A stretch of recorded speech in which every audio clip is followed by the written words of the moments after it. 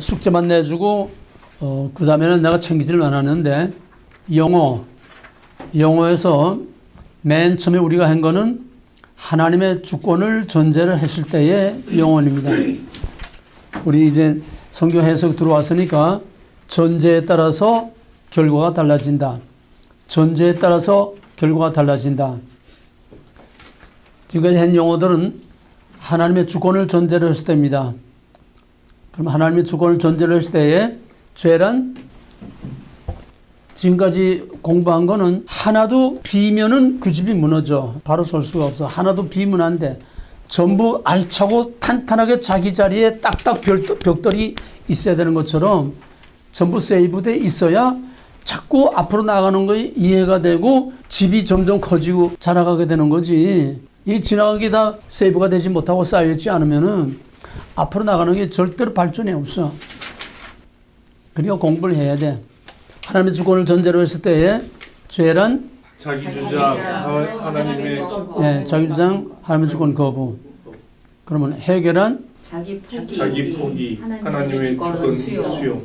죄를 뒤집으면 되는 거 아니야. 해결한 자기 포기 하나님의 주권 수용. 자기 포기 하나님의 주권을 받아들이는 거. 믿음이란 자기 주장. I'm not okay, you are okay. 믿음이란 쉽게 나 공식으로 하자. 공식으로 내용은 다 알고 있어야 돼. 그럼 믿음이란 I'm not okay, you are okay. I'm not okay, you are okay. 그 내용은 알아야 돼. 덮어놓고 그렇게만 하고 내용 소갈머리를 모르면 안 돼. 구원이란 I'm not okay, you are okay. I'm not okay, you are okay. 사랑이란 있는 그대로 받아들인다. 다 하나님의 주권을 전제로 할 때는 언제나 상대적이 돼. I, you. 하나님의 주권이 전제될 때는 언제나 하나님 혼자서 주권이 필요 없어.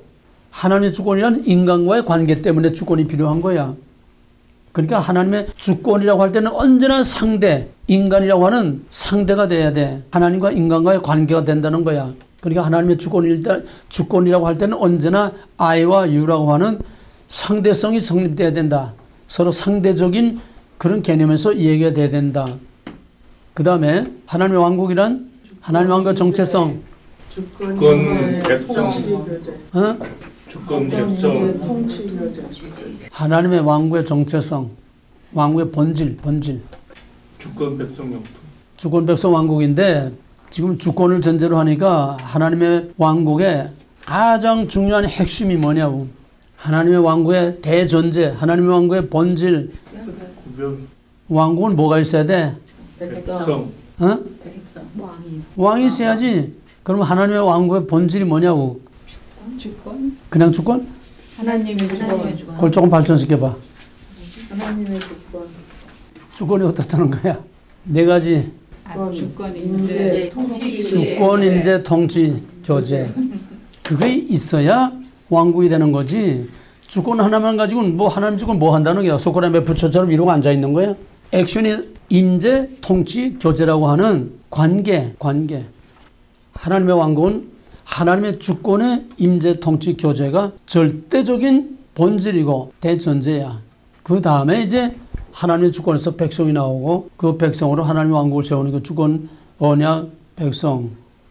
그러면은 이걸 바꿔서 이제 언약을 전제로 했을 때에 이제 영어의 대답이 달라져야 돼. 언약을 전제로 했을 때에 다 숙제 그때 해라고 그랬어. 다 했어 안 했어? 했어요. 그러면 뭐 절절 나와야지. 언약을 전제로 했을 때에 죄란 언약 파기. 해결한 언약 회복. 또 믿음이란 언약을 지키는 것. 언약을 지키는 것. 언약을 지키는 거. 또 구원이란 언약 밖에서 안으로. 그렇게 딱딱 떨어져야 돼. 그 다음에 하나님의 의를 전제로 했을 때 죄란 자기 의. 그냥 자기 의 상대적이라고 그랬지.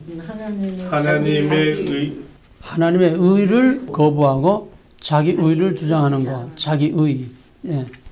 하나님의 의를 전제로 했을 때 그러면 해결한 자기 의 포기. 하나님의 의 수용. 구원이란 자기 포기, 하나님의 의를 수용. 똑같아. 구원에 대한 자기 의를 포기하고 하나님의 의를 받아들이는, 이게 간단한 말이지만 굉장히 깊고 그 말 속에 모든 구속 원리가 다 들어있는 거야. 자기 의를 버리고 하나님의 의를 받아들인다는 게 창세기에서 계시록까지 구원의 원리가 그 속에 다 있는 거야. 그만큼 중요한 거야. 자기 의와 하나님의 의. 그럼 오늘은 영어를 하는 김에 영어 조금 더 보충을 하고 해석의 원리 또 계속하겠습니다. 현대적인 의미에서 우리가 이스라엘이라고 할 때 이스라엘을 할 때 그 이스라엘이라는 건 뭐냐? 이거는 지금 현대적인 의미로 말하는 겁니다. 오늘 팔레스타인 그 예루살렘을 중심으로 하는 거기에 있는 이스라엘 국가를 말하는 거예요. 현대적으로 이스라엘 할 때는 오늘의 개념에서 현대적인 개념에서 이스라엘은 이스라엘 국가를 말하는 거예요. 또 이스라엘 사람 하면은 이스라엘의 시민권을 가지고 있는 사람을 이스라엘 사람이라고 부릅니다. 현대적인 의미를 말하는 거예요. 미국 사람 하면 미국의 시민권을 가지고 있는 사람을 미국 사람이라고 하는 똑같은 거예요. 그 다음에 유대인 하면은 유대인이라는 말이 어디서부터 나오기 시작했느냐? 바벨론 포로 때부터 유대인이라는 말이 나오기 시작했습니다. 이거 두 가지를 써야 되겠다. 혼돈이 오니까 이스라엘 하면은 첫째는 분열왕국 시대의 북왕국을 이스라엘이라고 그래요. 그 현대적인 의미에서 지금 이스라엘 국가, 이 두 가지를 해야 혼돈이 안 오죠. 유대인이라는 말은 언제 나왔느냐? 바벨론 포로 이후, 바벨론 포로 때부터 유대인이라는 말이 나왔습니다. 왜냐하면 바벨론 포로 사로잡혀 간 것들이 유대인들이 사로잡혀 갔어요. 돌아온 것도 유대인만이 돌아왔습니다. 북왕국 이스라엘 사람들은 아수르에 사로잡혀 갔다가 아수르의 간악한 정책, 혼혈 정책으로 북왕국 이스라엘 사람들은 없어졌어요. 혈통이 다 없어졌어. 다 이방인과 혼합이 돼가지고. 그러나 유대인들은 바벨론에 사로잡혀 갔다가 이스라엘 북왕국 사람들은 이거 없으니까 이스라엘은 돌아오지 못해서 피가 없어졌으니까. 근데 돌아와서 우리도 당연히 너희들 형제다. 바벨론에서 유대인들이 돌아와가지고 성전을 건축하려고 하니까 우리도 다 똑같은 너희들 12지파 야곱의 자손들 형제다. 우리가 돕겠다. 무슨 소리야? 너희들은 다 창녀만도 못한 개만도 못한 것들이야. 너희는 우리 형제가 아니야 이젠. 그래가지고 거기서 이제 싸움이 일어나고 방해 공작이 나오고 이제 그렇게 되지 않아? 그러니까 엄밀한 의미에서 북왕국으로서의 이스라엘은 없어지고 말은 거야. 그럼 유다인만 남은 거야. 바벨론 포로는 유대인들이 바벨론 돌아가서 이들은 피가 섞이질 않았어. 물론 부분적으로 왜 결혼하고도 했지만은 돌아와서 철저하게 종교개혁을 통해서 이방 여인들과 이방 여인에서 난 애들을 다 내쫓고 느헤미야와 이스라엘 일대 종교개혁으로 순혈통, 순유대인들 다시 회복하는 종교개혁을 통해서 유대인들의 정통성을 가지고 바로 그 프라이드가 지금까지 계속되고 있는 겁니다. 유대인 하면은 바벨론 포로 이후부터 유대인 말을 사용하기 시작합니다. 그 다음에 유대인 하면은 팔레스타인 땅에 즉 이스라엘 국가, 이스라엘에 살고 있지 않지만은 아브라함의 자손들을 자초하는 사람들을 유대인이라고 합니다. 아브라함의 자손이라고 스스로 자초하는 그 사람들을, 그러니까 민족적인 혈통적인 말하는 거죠. 나치가 유대인들을 학살한 거는 바로 이 아브라함의 자손이라고 하는 이 유대인들을 학살한 겁니다. 그 유대인의 피가 25% 이상 포함되어 있으면, 왜냐하면 이 서양 사람들, 미국 사람들은 굉장히 민족이 혈통이 복잡하지 않아요. 족보가 복잡하지 않아요. 어떤 사람은 자기 조상이 12민족이래, 자기 조상이. 응? 자꾸 이렇게 다른 민족하고 또 하고 자꾸 이래가지고 자기 조상이 12민족이래요. 그런 사람들이 있더라. 자랑스럽게 말해, 그 사람들은. 그러니까 아브라함의 피가 25% 이상 포함됐으면은 이건 법적으로, 정치적으로 유대인으로 취급이 됩니다.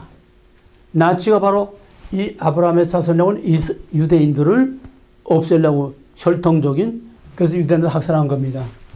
그 다음에 세 번째로는 아브라함의 혈통이 아니고 팔레스타인의 이스라엘 땅에 살지 않고 아브라함의 혈통이 아니라도 할례를 받고 유대교에 입교하면은 유대인으로 받아줍니다. 저희들이 이방인이라도 할례를 받고 유대교에 입교하면 그들은 똑같이 유대인으로 받아줘요. 그러니까 유대인 하면은 이 세 가지 개념으로 우리가 이해를 해야 한다는 겁니다. 그 다음에 유대교와 기독교. 유대교와 기독교는 뭐가 어떻게 다르냐? 유대교나 기독교도 똑같은 이걸 따로 하자. 유대교는 구약만 믿고 신약을 믿지 않습니다. 왜? 유대교는 삼위일체를 부정하기 때문에 유대교는 유일신 종교예요.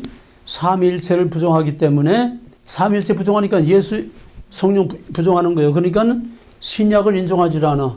구약만 믿고 신약을 인정하지 않고 동시에 유대교는 삼위일체를 믿는 기독교는 예수도 하나님, 성령도 하나님이라 하니까 무슨 나사렛에서 난 그 인간 예수가 무슨 하나님이냐. 그러니까 삼위일체를 믿는 기독교를 최악의 적대시합니다.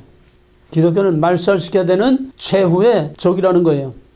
그럼 기독교는 뭐가 다르냐? 기독교는 구약도 믿고 신약도 믿고 삼위일체를 인정합니다. 여기 다릅니다. 유대교와 기독교 여러분 확실히 구별해야 됩니다. 그 다음에 지금까지 여기서 말한 거는 전부 다 형태상으로 본 이스라엘과 유대인 또는 유대교를 말하는 겁니다. 그럼 이제 개념이 달라져요. 이스라엘의 본질. 진짜 이스라엘이란 뭐냐? 이스라엘의 본질은 하나님의 언약 백성을 말해. 이스라엘의 본질은 하나님의 언약 백성이야. 그러면은 엄밀히 말하면은 이건 다른 데서는 들을 수 없는 얘기입니다. 엄밀히 말하면은 하나님의 언약 백성, 최초의 하나님의 언약 백성은 누굴까? 모세. 최초의 하나님 백성은 누구야? 모세. 모세가 최초의 하나님 백성이야? 최초의 하나님 백성은 누굴까?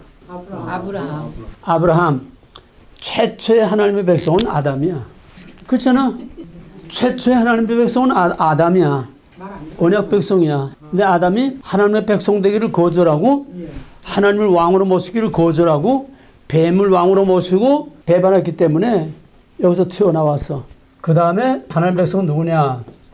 인간이 타락한 후에 정령 죽을 자 다 죽게 되는데 그렇다고 모든 인간을 다 죽이면 하나님의 창조가 헛되이 돌아가고 다 죽이고 또 만들고 또 다 죽이고 그럴 수가 없어.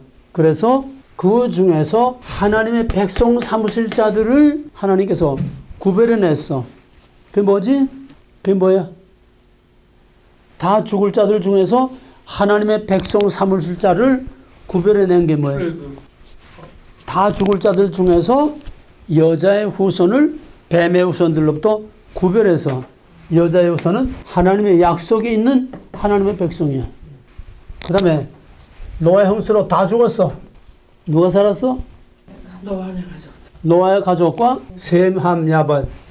노아의 가족과 셈, 함, 야벳. 노아의 가족이 나왔는데 그 중에서 하나님의 백성이 누구냐? 셈. 셈이 여자의 후손을 잇는 하나님의 백성인데 여기다가 야벳을 얹어놨어. 야벳은 하나님의 백성이 아니지만은 하나님의 백성에 붙어서 하나님의 복을 누리게 된 거야. 야벳이 셈의 장막에 거한다고 그랬어요. 나중에 다 공부할 거니까. 그 다음에 셈을 여자의 후손의 대를 잇는 하나님의 백성으로 하나님이 선택을 하셨는데 그 다음에 또 세월이 가서 많이 중대하게 그 자손들이 많이 커지고 모든 민족과 나라가 커지니까 셈과 함과 야벳 그 지파들이 다 한 통속이 돼서 또 바벨탑을 쏘고 또 반역을 했어. 거기서 누가 또 하나님의 백성 되느냐? 여기서 아브라함을 택해가지고 아브라함, 이삭, 야곱, 아브라함의 자손들이 여기서부터 하나님의 백성이 되는 거예요. 근데 아브라함의 자손들이 야곱의 아들들이 애굽에 내려가서 전부 다 종노릇하고 400년 동안 완전히 그냥 그리고 너 하나님은 아무 상관없는 노예 생활만 했어. 그러다가 거기서 하나님께서 그들을 빼내가지고 출애굽에도 빼내가지고 그들을 시내산에서 나는 너희 하나님 너희는 내 백성 여기서 시내산 언약을 통해서 내 백성이라고 하는 이스라엘이 여기서 태어나는 거야. 이스라엘은 이름은 아직 안 붙었지만은 이스라엘은 여기서 태어나는 거야. 하나님의 언약 백성으로서의 이스라엘이 여기서 태어나. 민족으로서는 이스라엘 민족으로서는 여기서 처음 태어나는 거야. 그 다음에 이 이스라엘이 가나안 땅에 들어가서 이제 다윗의 왕국을 세우고 그러다가 솔로몬의 우상 숭배를 해서 남북으로 갈라지고 남북으로 갈라져서 북왕국을 아까 여기 말한 것처럼 북왕국을 이스라엘이라고 남왕국을 유다라고 했어. 근데 북왕국 이스라엘은 아까 말한 대로 아수르에게 사로잡혀가서 전부 혼혈 정책으로 다 피가 없어지고 정통성이 다 없어져서 소멸되고 말았어. 이방인화됐어. 그러면 하나님의 백성의 이스라엘의 정통을 이어 내려온 건 바벨론 포로에서 돌아와서 다시 혈통 정리를 하고 다시 재건한 바로 그 유대인들이 이스라엘의 정통성을 이어오고 있는 거야. 근데 이 이스라엘이 예수를 죽이고 전 세계 다 흩어졌어. 전 세계에 흩어진 그거는 유대인들이 흩어졌는데 여기서 말하는 거는 지금 본질이야. 하나님의 이스라엘이라고 하는 본질이 뭐냐? 하나님의 언약 백성이 이스라엘의 본질이야. 시내산에서 언약 맺은 것이 이스라엘의 본질이야. 그래서 형태상으로는 유다가 망할 때까지 이게 형태상으로 이어내려오지만은 그럼 예수를 죽인 후에는 그들이 전 세계 다 흩어져서 그냥 유대인으로 흩어져 있을 뿐이지 이스라엘은 없어. 무슨 소리인지 알겠어? AD 70년 예루살렘이 망하고 예수님을 죽이고 AD 70년 예루살렘이 망해서 전 세계로 다 흩어지긴 그 이후에는 이스라엘이라고는 하나님의 백성은 없어. 무슨 소리인지 알아? 이해가 돼? 이스라엘 나라도 없고 이스라엘 민족도 없고 이스라엘이라고 하는 하나님의 백성이라는 없어져 버려서 다 유대인으로서 전 세계에 흩어진 것뿐이야. 예수를 죽이고 흩어진 그 유대인이 영적인 의미에서 이스라엘은 아니라는 거야. 혈통적으로는 아까 말한 아브라함의 자손이지만은 무슨지 알겠어? 혈통적으로는 아브라함의 자손을 자처하고 유대인으로 자처하고 있지만은 영적으로는 이스라엘이 아닌 거야. 이미 이스라엘은 다 흩어지고 끝나버리고 없어져 버려 말았어. 그러면 하나님의 언약 백성으로서의 이스라엘은 끊어지고 말았느냐? 하나님의 언약이 끊어질 수는 없어. 여기서는 혈통적인 아브라함의 자손이 아닌 할례받은 유대교가 아닌 진짜 하나님의 언약 안에 있는 하나님의 백성, 이제 영적인 이스라엘로 업그레이드 되는 거예요. 뭔지 알겠어? 혈통적인 형태상의 이스라엘은 없어지고 말았어. 다 흩어졌어. 유대인은 아브라함의 자손이라는 혈통과 유대교라고 하는 그 혈통만 가진 유대인이지 그들은 이스라엘이 아니야. 하나님의 백성으로서 이스라엘이 아니야. 구별돼?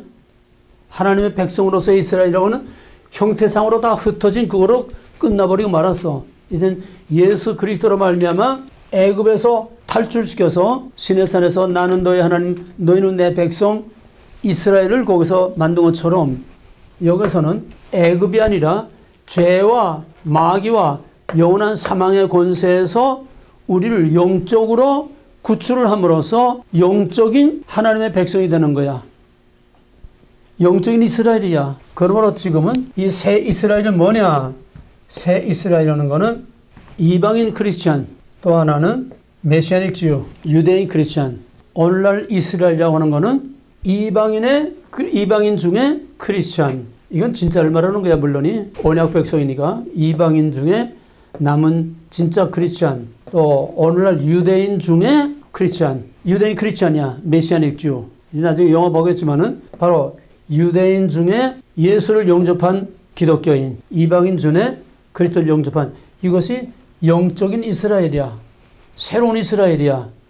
형태의 시대에서 영적인 시대로 업그레이드 된 겁니다. 이스라엘은 뭐냐? 하나님의 언약 백성을 이스라엘이라고 한다. 아까 말한 거는 전부 민족적, 혈통적 이런 형태상의 이스라엘 말했지만은 여기는 이스라엘의 본질은 바로 하나님의 언약 백성이라는 거야.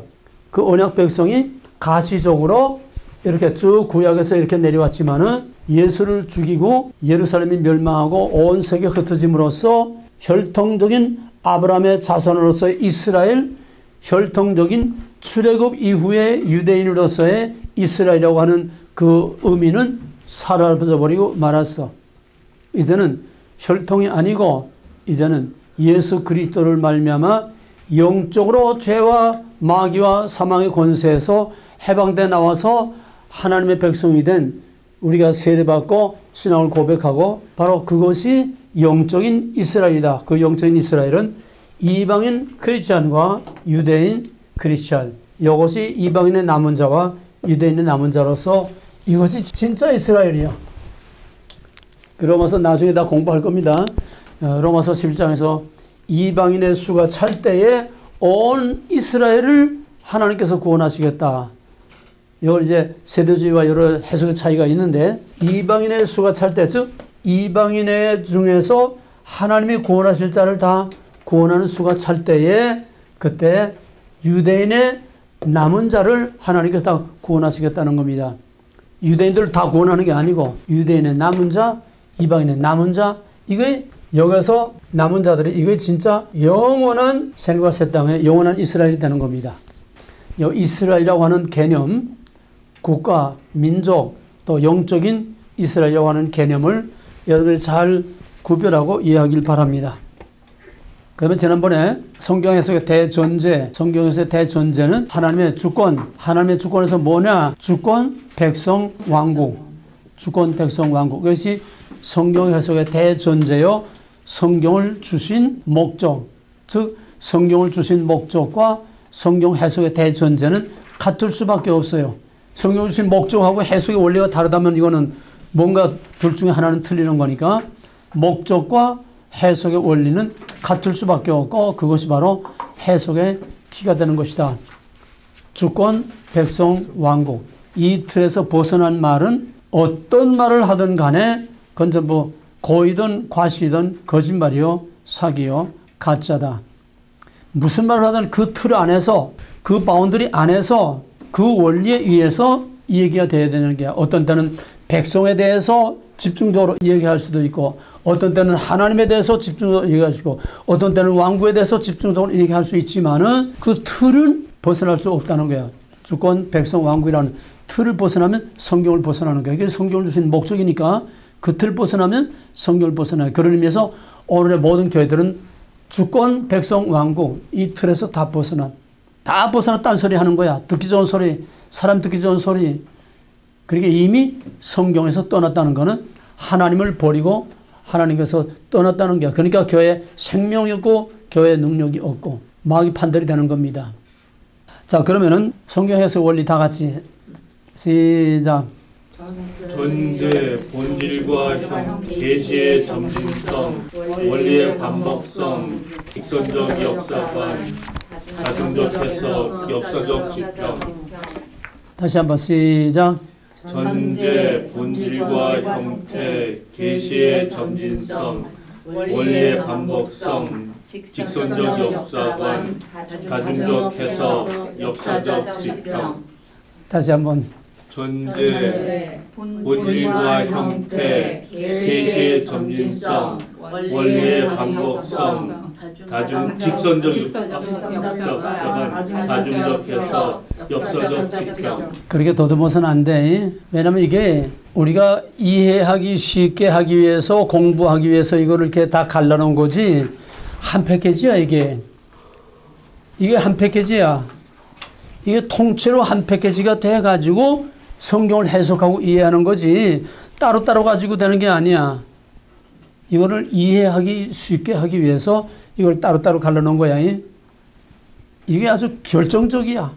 제일 중요한 게 해석의 원리가 한 덩어리로 항상 그냥 어디나 이게 깔려 있고, 어디서나 이 해석의 원리 이걸 가지고 성경이나 세상이나 역사나 모든 것을 다 볼 수 있어야 눈이 열린 거지. 이게 한 패키지로 보이지 않으면은 백날 공부해봐야 이것 따로 저것 따로 따로 돌고 뭐가 뭔지 동서남북도 분별을 못해. 이게 어려운 거야. 이게 안 되는 거야. 우리가 공부한다는 건 해석의 원리를 적용시키는 이 훈련을 계속 하는 거기 때문에 해석의 원리 이 자체를 항상 깔아놓지 않고는 무슨 말을 하는지 이해를 못해. 4년 동안 공부하는 게 전부 해석의 원리 하는 거야. 해석의 여기에 핵심은 뭐냐? 전제는 주권, 백성, 왕국이고 대전제고, 그 핵심이 뭐냐? 가장 중요한 핵심은 본질과 형태야. 본질과 형태. 왜? 세상 만물은 전부 다 본질과 형태로 되어 있어. 세상 만사는 전부 다 본질과 형태로 되어 있어. 그러면 형태란 뭐냐? 형태란 보이는 거야. 보이는 건 변해. 보이는 건 자꾸 변해. 산천도 변하고 강산도 변하고 인간도 변하고 식물이나 동물이나 인간도 다 보이는 건 자꾸 변해. 변하지 않으면 안 돼 또. 보이는 건 변하지 않으면 안 돼. 나무가 변하지 않으면 자라질 않아. 사람이 변하지 않으면 요만한 핏덩어리 나가지고 변하지 않으면 자라질 않아. 보이는 건 다 변해야 되고 또 당연히 변해. 그러나 본질은 변하지 않아. 본질은 변하지도 않고 변해서도 안 되고 그다 같은 말이야. 변하지 않는다 한마디 속에 들어가는 거야. 변하지도 않고 변해서도 안 되고 변하려고 해서도 안 되고 변화시키려고 해서도 안 되고 그다 같은 말인데 본질은 첫째로 본질은 보이지 않아. 이게 제일 중요한 거야. 본질은 보이지 않는 거야. 영적인 이스라엘 이건 보이지 않아. 진짜 하나님의 약속된 진짜 거룩한 이스라엘로서의 하나님의 백성 몰라. 누군지 몰라. 배지 않아. 아브라함의 혈통을 받은 이스라엘, 형태상의 이스라엘 그건 이미 지나갔어. 이제는 보이지 않는 영적인 이스라엘이기 때문에 이제는 이스라엘을 우리 눈으로 볼 수가 없어. 진짜 이스라엘은 누군지 우리 몰라. 볼 수 없어. 그러나 볼 수 없는 것을 볼 수 있게 나타내 보인 것이 바로 크리스천이라고 하는 형태를 통해서 보여주는 거지 전부 진짜는 아니야. 크리스천이 진짜다 이스라엘은 아니야. 뭐지 알겠어? 크리스천이 진짜다 하나님 백성이 아니야. 그 중에 마귀 자식들도 얼마든지 많이 있어. 그러나 우리는 진짜 이스라엘은 영적인 이스라엘이니까 보이지 않고 볼 수 없으니까 크리스천들을 이스라엘이라고 이렇게 형태상으로 이렇게 우선은 보는 거지 진짜는 아니야. 이제는 보이지 않는 영적인 시대이기 때문에 그래서 보이는 것은 형태요. 보이는 것은 지나가는 것이고 보이는 것은 잠깐이고 보이는 것은 유한해.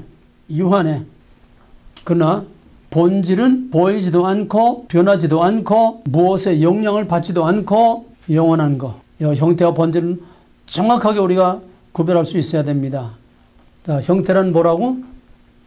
보이는 것, 지나가는 것, 보이는 거, 또 지나가는 거, 또 변하는 거, 또 유한해. 형태란 영원한 게 없어. 다 유한해. 한계가 있다는 거예요. 유한해. 그 다음에 본질은 변하지도 않고 변할 수도 없고 보이지 않고 변하지 않고 무엇에 영향을 받지 않고 영원한 거다. 그러면 이 형태와 본질의 관계는 어떤 관계냐? 형태와 본질의 관계는 본질은 변하지 않고 형태가 계속 변하면서 발전해 간다. 그 발전하는 건 뭐예요? 발전하는 거는 형태의 본질이요. 발전하는 거는 형태의 본질이요. 형태. 그럼 본질은 변하지 않으니까 본질은 발전도 없는 거야. 그 원리지. 본질 원리. 그러면 본질과 원리를 다른 말로 하면은 본질과 형태를 다른 말로 하면은 본질은 원리야. principle. 원리야 본질은. 형태는 수단이야. 수단. 또 형태는 수단과 방법이다. 방편. 볼 수 없는 본질을 볼 수 있도록 나타내는 수단이 형태야. 나타내는 방법이 형태야. 그러면은 이창구의 본질은 뭐냐? 이창구의 육체적으로 말하면은 이창구의 생물학적인 본질은 DNA야. 이거는 영원히 변하지 않아. 내가 죽어서 뼈다고 가루가 돼도 그 DNA는 변하지 않아. 이게 본질이야. DNA는 변하지 않아. 변해도 안 돼. 왜? DNA가 변하면 내가 아니야. 벌써. 그게 본질이야. 그러나 형태는 자꾸 변해야 돼. DNA는 태중에 올챙이 새끼처럼 요만하다가 점점 커서 이제 손가락 발가락 생기고 그 다음에 애가 태어나고 그 다음에 계속해서 변해야 돼. 변하지 않고 자라지 않으면 뭐가 돼? 난쟁이가 되지. 난쟁이는 크다가 크지 못하는 게 난쟁이 아니야. 변해야 되는데 변하지 않으면 난쟁이처럼 기형이 된다는 거야. 변해야 되는 거는 변해야 돼. 형태는 자꾸 변하고 발전이 돼야 돼. 이게 본질과 형태의 관계입니다. 그래서 본질은 변하지 않고 형태상으로 자꾸 변하면서 점진적으로 애가 자라가듯 나무가 자라가듯이 점진적으로 형태상으로 자꾸 변하면서 발전해 가는 것이 바로 본질과 형태의 관계입니다. 한 생명체가 자라가는 거나 똑같아. 나무가 자라가는 거나 사람이 자라가는 거나 한 생명체가 자라가는 것과 똑같이 변하지 않는 본질, DNA, 변하지 않는 본질이 형태상으로 자꾸 변하면서 자라가는 것이 이것이 자연의 원리인 동시에 성경 구속사 하나님의 구원 계획이 어떻게 발전돼 가느냐, 하나님의 왕국이 어떻게 발전돼 가느냐, 하나님의 주권이 어떻게 나타나느냐. 하나님의 주권은 본질이야. 주권이 변할 수는 없어. 그러나 하나님의 주권이 나타나는 형태, 하나님의 주권을 나타내는 형태는, 하나님의 주권을 나타내는 수단과 방법은 자꾸 때에 따라서 달라져. 구약의 하나님과 신약의 하나님이 다른 하나님이 아니라 하나님은 같은 하나님인데 구약의 하나님과 신약의 하나님은 하나님을 나타내는 방법이 달라. 그잖아? 그게 수단, 형태, 방법 같은 말이야. 형태란 볼 수 없는 본질, 볼 수 없는 원리를 볼 수 있도록 나타내는 수단과 방편이 바로 형태라고 하는 것. 본질은 영원히 변하지 않는 것. 이게 제일 중요해. 이 두 가지 본질과 형태, 이것만 정확히 알면은 세상 모든 것이 다 보이고 다 알아. 이걸 알지 못하고 이걸 구별하지 못하고 뭐가 제일 중요한 거는 첫째로 본질이 뭐며 보이지 않는 본질이 뭐며 보이는 형태가 뭐며 구별하는 게 중요해. 뭐가 형태고 뭐가 본질인가 구별하는 게 중요해. 그 다음에는 우리가 어떤 형태 나타나는 걸 볼 때에 나타나는 형태가 보면 그게 뭔지를 알아야 돼.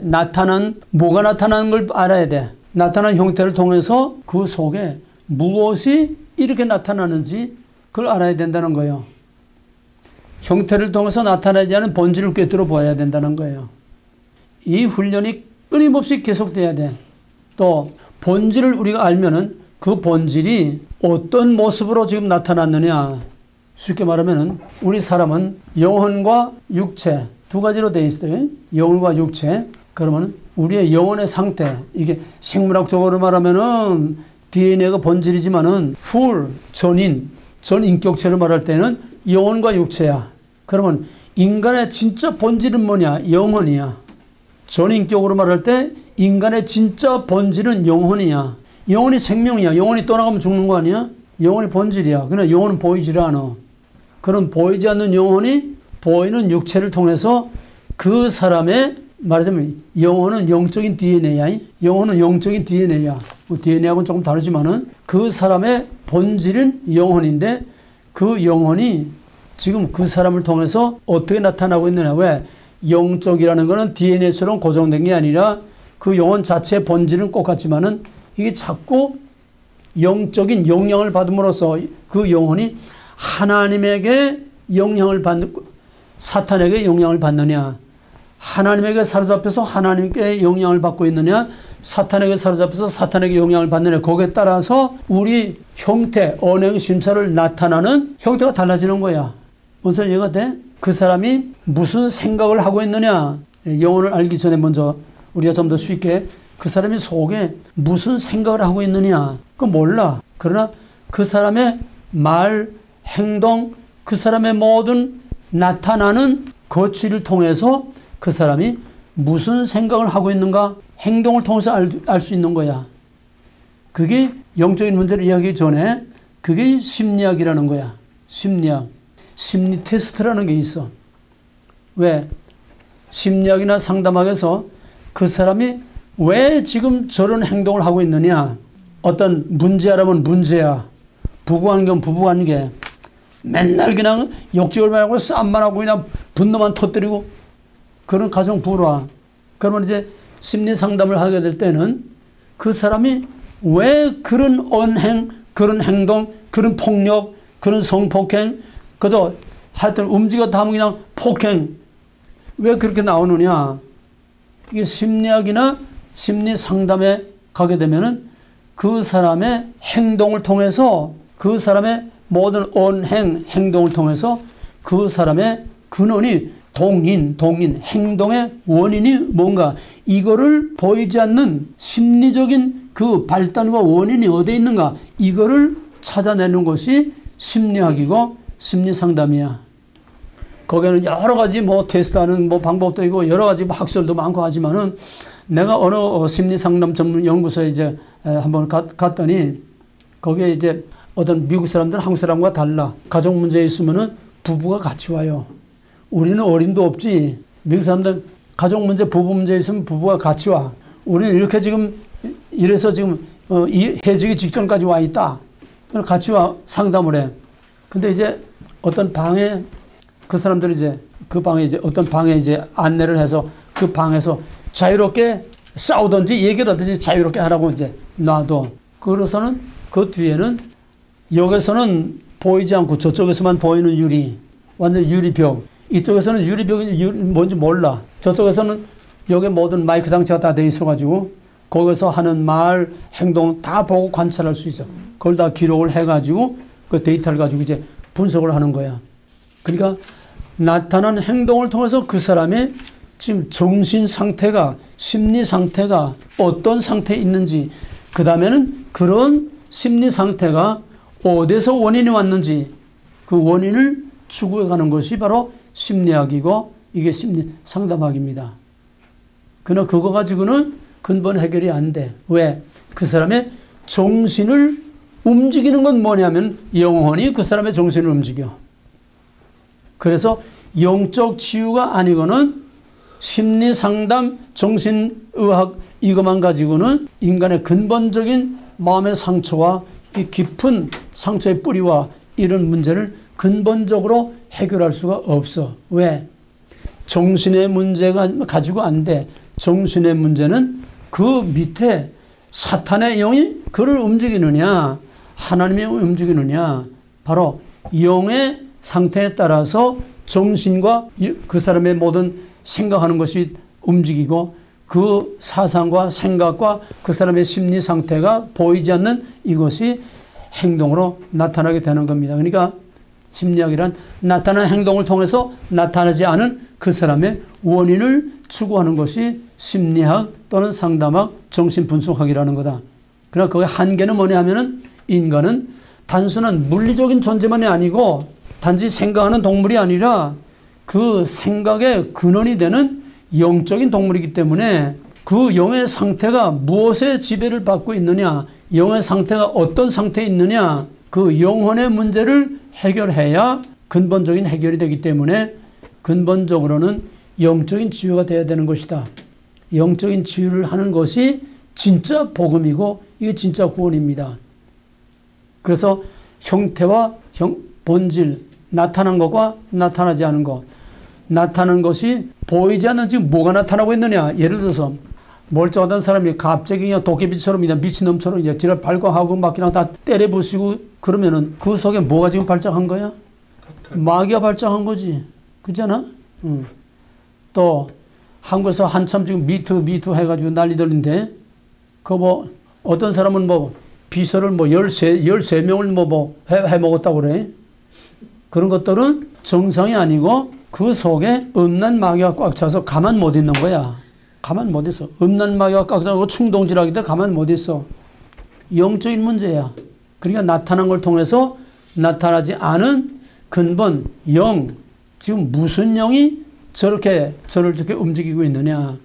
그러니까 우리의 영혼 자체는 그 본질 자체, 우리 영혼 자체는 그대로인데 사탄의 영의 영향을 지배를 받느냐, 하나님의 영의 지배를 받느냐. 여기에 따라서 악마 같은 사람이 천사 같은 사람이 될 수 있고 천사 같은 사람이 악마 같은 사람이 될 수가 있어. 유명한 레오나르도 다빈치가 내가 세상에서 제일 선한 천사 같은 사람과 제일 악한 아주 악마 같은 사람을 내가 한번 극과 극을 한번 그려보겠다. 그래가지고서 이제 배낭을 메고 여기저기 이제 떠돌아다니면서 제일 악한 사람, 정말 사탄 같은 마귀 같은 악마 같은 사람이 누굴까 돌아다니다가 길거리에서 어느 한 사람을 만나가지고 모델로 해서 그림을 그렸어. 그러다가 이제 몇십 년을 돌아다니다가 어디서 이 사람이야말로 진짜 천사다. 내가 본 중에 이렇게 천사 같은 사람 처음 봤다.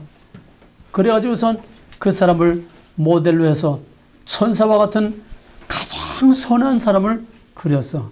그런데 그 사람이 그 사람이었다는 거야.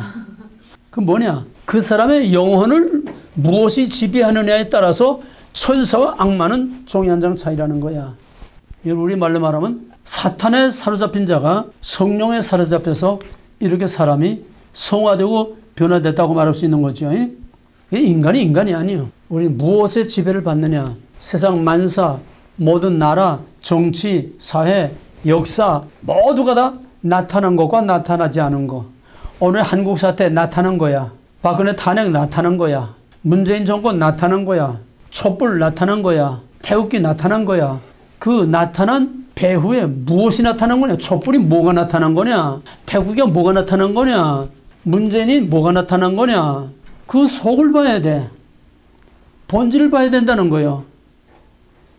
그러면 사상과 이념이지? 간단히 말하면 사상과 이념 아니야? 또 다르게 말하면 보수와 진보 아니야? 그게 아니야. 그 근원은 사탄과 하나님의 영이야. 정의와 불이라고 하는 이건 영적인 문제야. 그걸 꿰뚫어 볼 수 있어야 돼. 세상 모든 정치, 경제, 사회, 인간, 역사, 가정, 모든 거는 다 본질과 형태로 되어 있어. 성경은 말할 것도 없고 성경은 모든 것에 다 압축된 샘플이니까 그 성경 안에는 아까 레오나르도 암치 말한 것처럼 최악의 인간의 모든 더러운 것과 인간의 모든 악한 것과 사악한 것과 최악의 모든 더러운 것, 악한 것 이런 것들로부터 가장 선한 게 성경 안에 극과 극이 다 들어가 있어. 성경 없는 게 없어. 뭐 동성애는 양반이고 아주 신명기부터 아니 창세기부터 동성애가 나오고 신명기에도 뭐라 하면 수간 짐승과 교접하는 거. 인간의 악은 태초로부터 뱀이 인간 사회에 들어오면서부터 각양각색의 악이 성경에 다 있는 거야. 성경에 없는 게 없어. 그러니까 성경은 모든 것의 모델이고 텍스트. 성경이라고 거룩한 얘기만 거룩한 문제가 거룩한 것만 있는 게 아니야. 성경에 세상에 있을 수 있는 모든 것들이 다 있어. 그러므로 성경을 통해서 우리는 세상을 다 볼 수 있는 거야. 성경에서 그 원리를 올바로 분별하고 악한 것과 선한 것을 분별하면서 제일 중요한 것은 본질과 형태다. 그 다음에 이 본질과 형태가 같은 본질이 시대와 장소와 무대와 상황과 문화와 그때 따라서 자꾸 형태를 바꾸면서 같은 원리와 본질이 계속 반복돼 가는 거야. 그러니까 하나를 알면은 그 본질 한 마들 하나를 알면은 아무리 탈바꿈해도 다 알 수 있어. 근데 하나를 모르면은 아무것도 몰라. 여러분들은 나를 알아. 이창으로 알아. 그럼 내가 설사 가발을 쓰고 좀 내가 좀 패션을 좀 이상하게 하고 해도 처음에는 모르겠지만 저거 이창원이 알아봐. 근데 내가 누군지를 모르는 사람은 내가 변장하면 몰라. 본질만 확실히 알면은 내가 아무리 변장을 해도 여기다 뭐 수염을 달고 뭐 해도 처음에 얼른 보면 모르지만은 가만 말 한마디 하는 것 음성 한마디 들어보든지 하나만 보면 대뜸 알아. 그러니까 형태가 아무리 바뀌어도 본질만 정확하게 딱 한 모델을 딱 주면은 그 다음에 형태가 아무리 바뀌어도 다 알 수 있어. 그러니까 성경에서 중요한 오리지널 모델만 딱 하나 잡으면은 그 모델이 어떤 형태로 바뀌든 간에 이건 같은 모델이 계속 반복되면서 자꾸 나가는 거니까 하나를 알면 10개, 100개를 다 알 수 있게 되는 거야. 이 훈련이 우리가 지금 하는 거야. 이 원리가 성경을 해석하는 키야. 이거를 어떤 신학교, 어떤 대학, 어떤 명문대학에서도 이 원리를 가르치는 데가 없어. 기껏해야 심리학, 정신분석까지 가밖에 못 가. 본질과 형태라고 하는 이 근본 원리, 이거를 알아야 정치를 하든지 뭘 하든지 이거를 알아야 모든 것을 제대로 보고 제대로 판단하고 제대로 분별할 수 있어.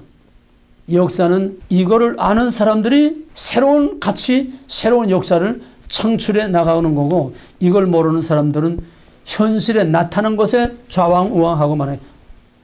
99.9%는 전부 나타난 현실에 따라서 분위기 따라서 그냥 세상 돌아가는 것 따라서 여론 따라서 순간순간 그때 상황 따라서 왔다 갔다 하는 거지.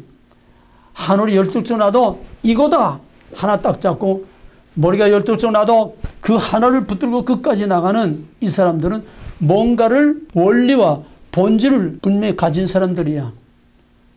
사육신 그 사람들은 본질을 알아. 국가라고는 본질을 알아. 왕이라고는 본질을 알아. 신하라고는 본질을 알아. 이 하나 때문에 스스로 죽음의 길을 택하고 맞아 죽은 거예요. 본질을 아는 사람이란 인간의 가치를 아는 거고 세상과 모든 역사의 가치를 아는 거야. 가치란 되는 게 아니야. 오늘날 이게 없어. 오늘날 전부 보이는 것 따라서 전부 다 좌우되지. 보이지 아니하는 변하지 않는 그런 진짜. 그러면 변하지도 않고 보이지도 않고 무엇에 영향을 받지도 않고 영원한 진짜 본질이 뭘까? 하나님. 하나님은 보이지 않아. 변하지 않아. 무엇에 영향을 받지 않아. 영원한 게 하나님이야. 그 다음에 천지는 없어지겠으나 하나님의 말씀은 세세무궁토록 없어지지 아니하고 변하지도 않고.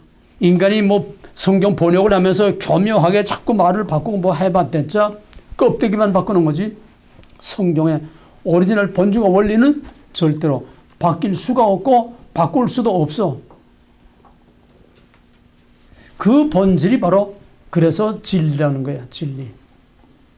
사람들은 자꾸 성경을 해석을 바꾸고 성경을 또 번역을 자꾸 이제 교묘하게 자꾸 이제 번역을 자꾸 인본주의적으로 자꾸 바꾸고 하지만은 아무리 바꿔봐야 성경의 본질 자체는 절대로 변할 수 없고 변경시킬 수 없고 바뀔 수가 없어. 역사상 성경을 없애려고 얼마나 악랄한 역사들이 많이 했는지 몰라. 18세기 계몽주의 때 한참 유물사상, 무신론 사상이 한참 흥황할 때에 그때 보드레르가 성경은 박물관에만 하나 놔두고 이 지구상에서 다 없애버려야 된다. 근데 그 보드레르가 성경을 없애는 게 아니라 보드레르가 살던 그 집이 세계 최초의 성경을 출판하는 성서공회가 됐어. 공산주의 때 성경을 불태우고 없애려고 얼마나 악랄하게 악을 썼는지 몰라. 성경을 없앨 수 없어. 하나님의 말씀을 성경을 없앤다고 없어지는 것도 아니야. 본질은 영원히 변하지 않고 인간에 의해서 없어질 수도 변경시킬 수도 없어. 신학이 아무리 바뀌고 뭐 해도 그건 신학이 바뀐 거지 성경 본질이 바뀐 게 아니야. 바뀔 수가 없어. 그래서 진리는 영원한 겁니다. 그 다음에 본질과 형태, 계시의 점진성, 원리의 반복성, 똑같은 본질이 형태만 바뀌면서 자꾸 시대에 따라 발전해 나가는데 한 패키지로 돌아가는 겁니다. 그 다음에 직선적 역사관, 그 같은 본질이 다시 원점으로 돌아가는 순환론이 아니라 직선적으로 가는 것이다. 직선적 역사관. 이 직선적 역사관은 나중에 세대주의 하면서 내가 따로 또 설명을 해야 돼. 오늘 시간에 없어서 보충 못하니까. 그 다음에 이제 다중적 해석. 다중적 해석은 그다음 조금씩 설명했지만은 1차적 해석은 본문 자체, 역사적 사실 자체, 기록된 그 스토리 자체, 오리지널 그 자체가 1차적 해석이고 2차적 해석은 영적으로 업그레이드된 예수 그리스도와 성령으로 말미암아. 그러니까 구약은 다 1차적 해석이야. 구약 자체는 1차적이야. 형태야. 전부 다 형태야. 형태를 통해서 앞으로 나타날 보이지 않을 영적인 본질을 미리 내다보게 하는 거예요. 그러니까 구약의 형태를 통해서 나타나지 않은 앞으로 나타날 것을 우리는 내다봐야 돼.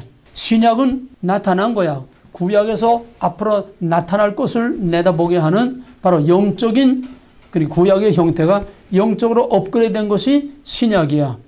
구약의 구원은 물리적인 구원이야. 애굽에서 육체적으로 이끌어내는 물리적인 구원이야. 신약의 구원은 영적인 구원이야.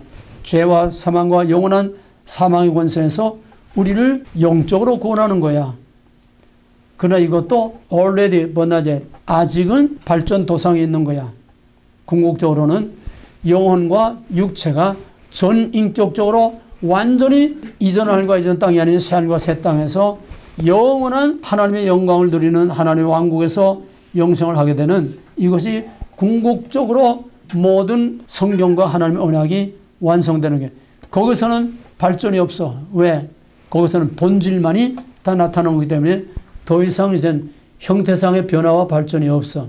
직선적 역사관, 그 다음에 역사적 지평. 이건 역사 현장에 들어가서 현장 상황에서 그 역사를 따뜻한 애정을 가지고 재해석하고 이해를 해라. 지난번에 설명했습니다. 이건 시간이 없어서 더 이상 자세하게 설명하지 못하고 오늘 마지막으로 종합적으로 정리를 하겠습니다. 성경을 뭐라고? 성경은 주권 백성 왕국이야. 그는 주권이라는 건 보이지 않아. 주권이라는 건 오토리티, 권위이기 때문에 보이지 않아. 그럼 이게 어떤 보이는 형태로 나타나야 되겠지? 최초의 하나님의 주권, 임재, 통치, 교제, 볼 수 없는 하나님의 주권이 나타나는 게 뭘까? 나무야. 동산 중앙에 있는 나무. 이거는 볼 수 없는 하나님이 여기에 있다는 거야. 나무가 하나님이 아니야. 볼 수 없는 하나님의 주권이 여기에 임재하고 있다는 거야. 그래서 이 나무를 건드리는 건 나를 건드리는 거야. 이 나무를 범하는 건 나를 꺾어버리는 거야. 내 주권을 꺾어버리는 이 나무는 주권의 상징입니다. 하나님의 주권의 상징이야. 하나님의 임재, 통치, 교제. 이 나무가 볼 수 없는 하나님이 거기에 실제로 있고 거기서 친히 모든 것을 다스린다고 하는 임재, 통치, 교제를 나타내는 주권의 상징입니다. 상징이야. 나무가 하나님 되면서 우상이 돼. 주권의 상징이야. 주권에 임재한다는 상징이야. 이 나무가 뭐로 발전하냐면은 이건 형태야. 형태가 발전해야지. 이거는 주권 백성 왕국이라고 하는 거는 이거는 본질이야. 그것이 형태를 통해서 어떻게 발전해 가느냐. 지금 주권이라는 본질이 형태를 통해서 어떻게 발전해 가느냐. 그걸 보는 거야. 나무가 시내산에 오게 되면은 시내산에 이제 나무가 시내산으로 형태상으로 발전되는 거야. 그럼 시내산에 시내산이 아니라 시내산에 하나님이 강림하실 때에 큰 나팔 소리와 우렁찬 우레 소리와 천둥 번개 막 지진이 일어나고 온 산이 불덩어리 가운데 휩싸이게 되는 그런 하나님의 임재, 통치, 바로 그런 광경이 하나님의 주권, 임재, 통치, 교제가 여기에 나타나는 거라는 거야. 여기서 말씀하시고 그 백성에게 모세를 통해서 말씀하시고 여기서 통치하시고 그 다음에 그 나무는 접근을 불허해. 누구든지 가까이 하면 죽어. 모세만이 하나님이 허락하여서 시내산에 오르내리지 짐승이나 사람이나 뭐든지 그 산 밑에 접근하면 죽어. 하나님은 거룩하시고 초월하신 하나님이기 때문에 그래서 시내산에 임재하신 하나님의 주권 통치가 그 다음에는 성막으로 내려오십니다. 성막, 또 성막의 압축은 언약궤, 언약궤 압축은 돌판, 다 똑같은 성막, 언약궤, 돌판 전부 다 하나님의 볼 수 없는 하나님의 주권이 거기에 임재 계시다는 주권, 임재, 통치 교제를 나타내는 거예요. 그러면 가나안 땅에 들어가서는 이거 성전이 되는 거죠. 똑같아. 성전과 성막은 같은 거니까. 그 다음에 하나님이 솔로몬이 지은 그 아름다운 성전, 그렇게 기뻐 받으신 그 아름다운 성전 하나님 다 깨버렸어. 산산조각이 박살내, 흔적도 없이 다 박살내버렸어. 왜 하나님이 그렇게 소중히 여기던 그 성전을 왜 다 박살내느냐. 이제는 때가 참에 형태상으로 가시적으로 나타나던 하나님의 주권이 이제는 한계가 다 됐어. 계시의 점점 발전의 과정이 이제는 형태만 가지고 할 때가 아니야. 이제는 형태상의 사람의 돌과 벽돌을 지은 성전이 아니라 진짜 성전이 나타나야 돼. 이제는 이건 다 상징이야. 나무도 상징, 시내산 강림하신 모든 것도 상징, 성막도 상징, 성전도 상징, 언약궤도 상징, 다 상징이야. 주권이 임재해 계시다고 하는 하나님의 임재의 상징이야. 이제는 상징이 아니라 진짜 성전, 진짜 하나님이 진짜 와야 돼. 그건 뭐지?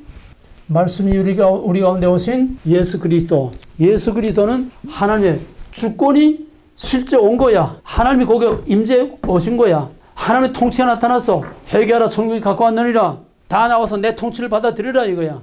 예수의 오심은 하나님의 왕적 통치가 나타난 거야. 하나님의 임재 통치가 나타난 거야.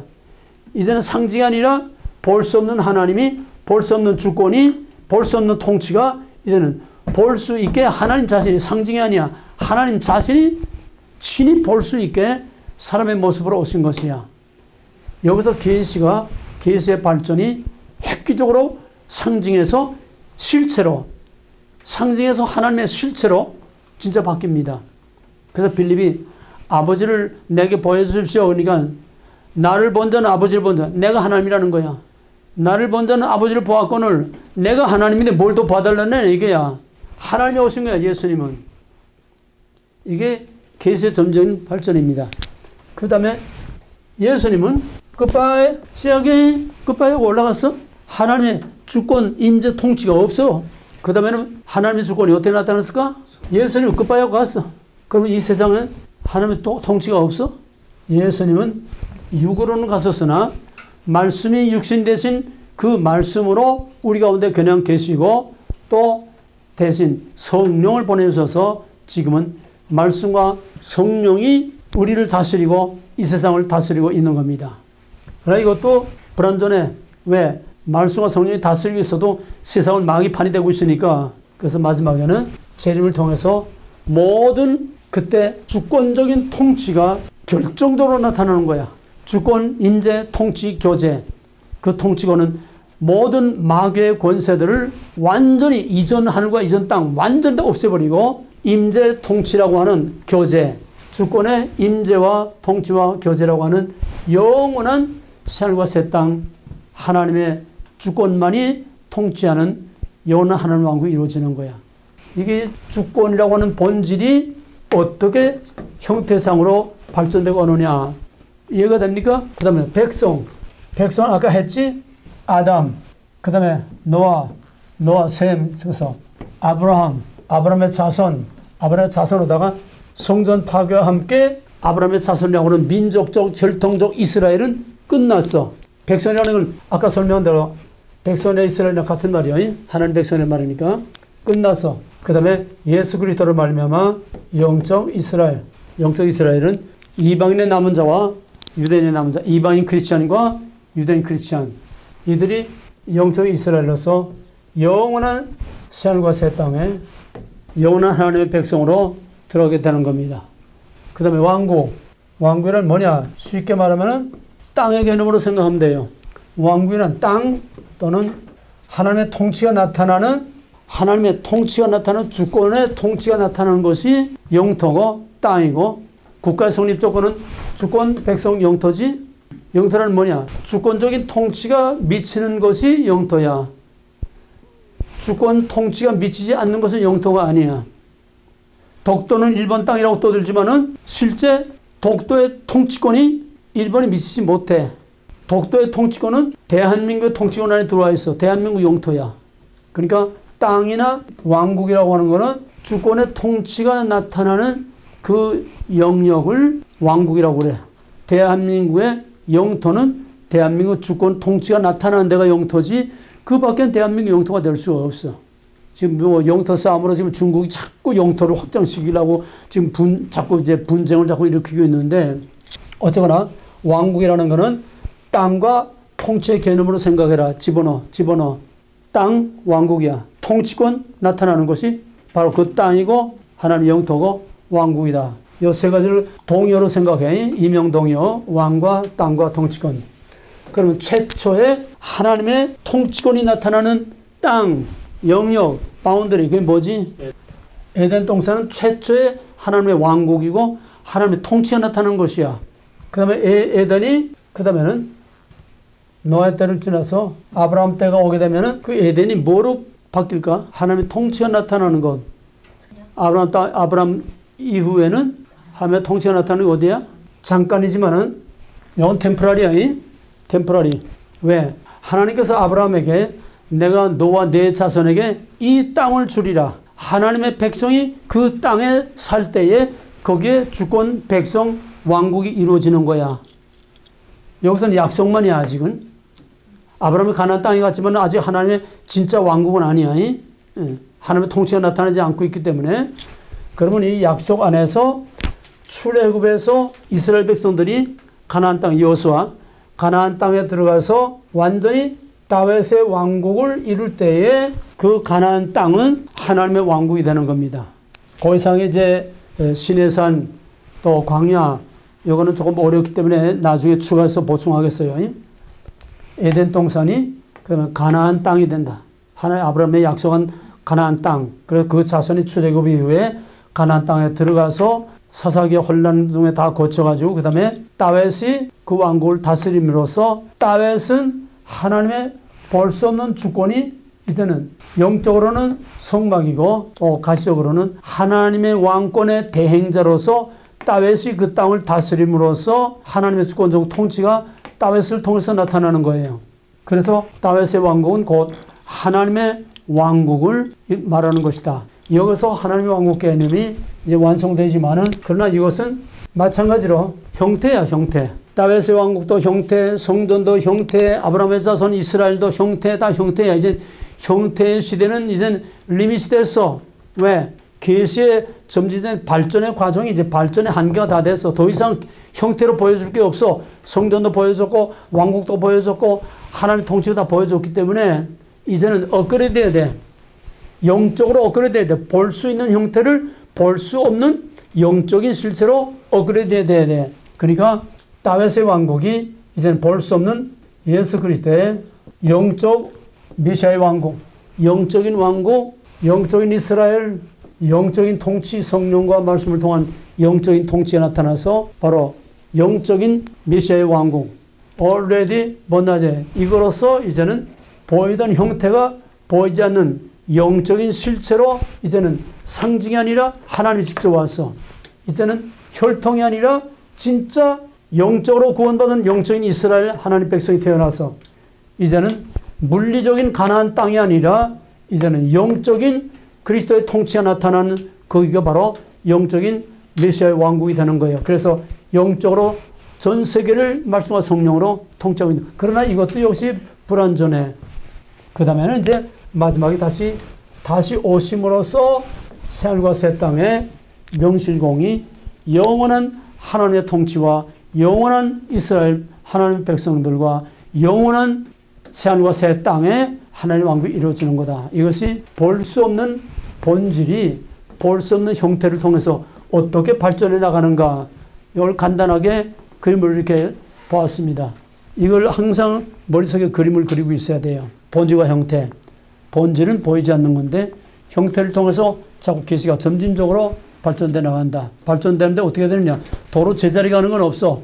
계속 앞으로 직선적 격차가 계속 발전해 나간다고 하는 거.